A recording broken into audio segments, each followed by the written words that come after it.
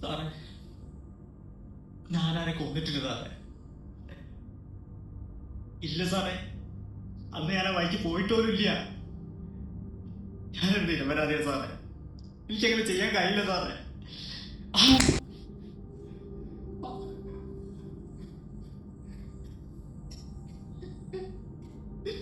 സാറേ,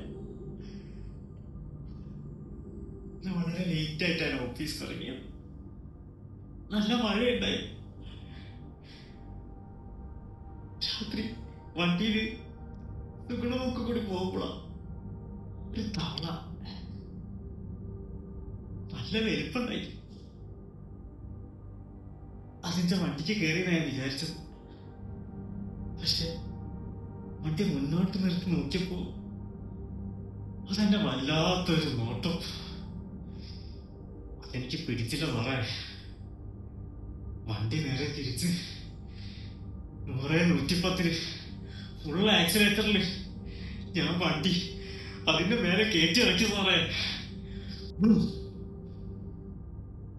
വാട്ടർ ബലൂണൊക്കെ പൊട്ടിത്തെറിക്കില്ലേ, അതുപോലൊരു ശബ്ദം.